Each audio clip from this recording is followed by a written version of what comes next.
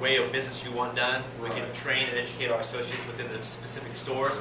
Like next week I fly to Arizona to work with one customer. It's not even my area. But the same thing. He wants what he has here replicated in his Phoenix market. So I'll work with the team out there, train them, tell them exactly how he does business in LA, and then cut them loose, and they'll run this exact same way. So nice thing about Home Depot, we're everywhere. Yeah. No, so I was even more in the terms of like, before my account and things like that. Would it still have to go through my name and my address or the property? Would I be able to set it up in conjunction with the management company? Are you talking about how they make purchases, like what kind of card? You can do a couple of different things. Most of my property management companies that we work with now, they will take, the property management company itself will take responsibility for opening up the card, but they will use the individual owner of that piece of property. They'll use their credit and open it up under their name. The property management company will do that. The other way you can do it is you can open what's called a child account, where you have a larger chunk of credit line. And then with our online system, you could actually say, I want this piece of property to be able to spend $500 only, within a given month. I want this piece of property to spend $1,000. So let's say you're going through a rehab or condo conversion or something like that. Then you could shift money over to one particular card and say, okay, I want this card to be tapped out at $10,000.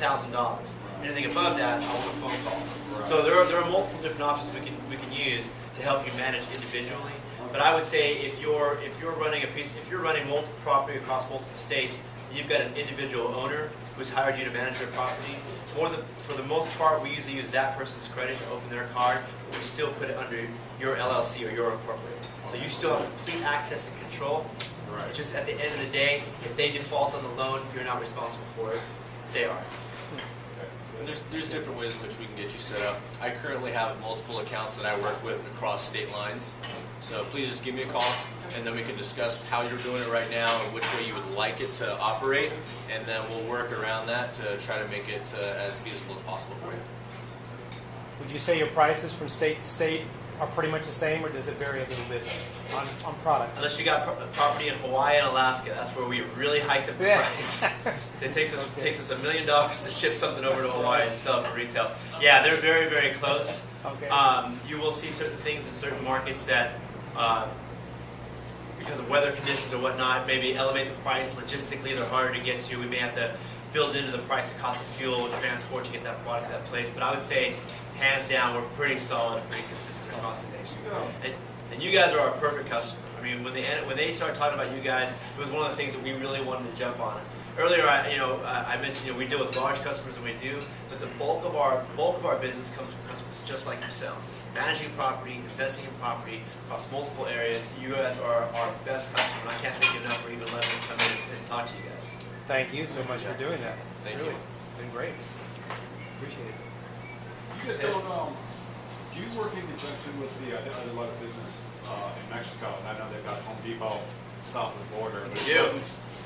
Like, would this work in that situation? Probably not. It doesn't seem like there's any correlation between prices. No, there's not. Anything going beyond. We have stores in China as well too. That's why I said typically, well, Hawaii, that's part of our great union. But yeah, Mexico and China prices. I'm not even sure how they relegate prices out there. We also don't have outside salespeople in our Mexico market, but we do have great connections. So we do a lot of freight forwarding. We do have some property investors who buy from us in the States. We'll send it to San Pedro or send it to a freight forwarder and get it down to Mexico, and we usually can get the stores on board as far as, hey, this is what the guy's going to be doing, this is the project, this is what we're going to do. So if you do have something across the border, is a project you're working on, again, still feel free to give Paul a call. They'll work with me, and we'll set something up to get you the best coordination down there. I'm having to buy tools and stuff up here. The stuff they've got down in they're more expensive and way worse now. Yeah, it's not the same. The whole buying agreement's different in Mexico. Every once in a while you get pulled over at the border.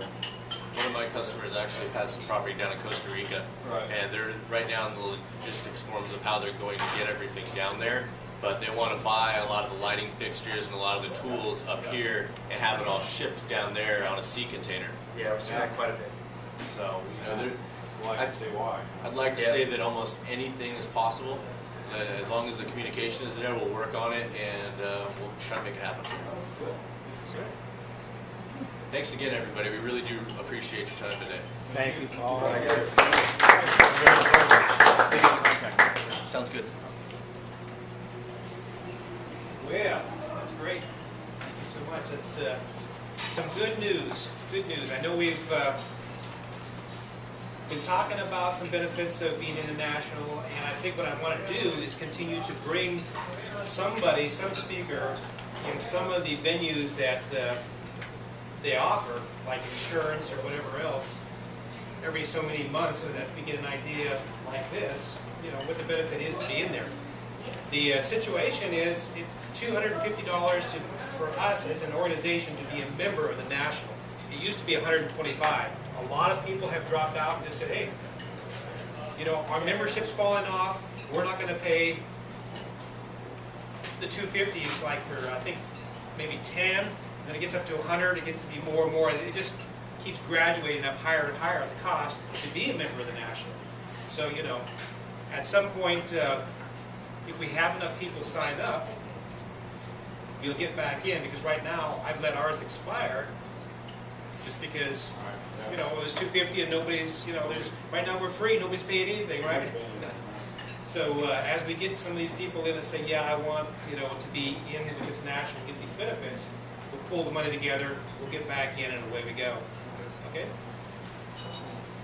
So that is our website. I'm sure you've seen it. If there's been some people here that hasn't, that's the website. If you go and scroll down on the Santa Barbara National REIA.com website, on the home page,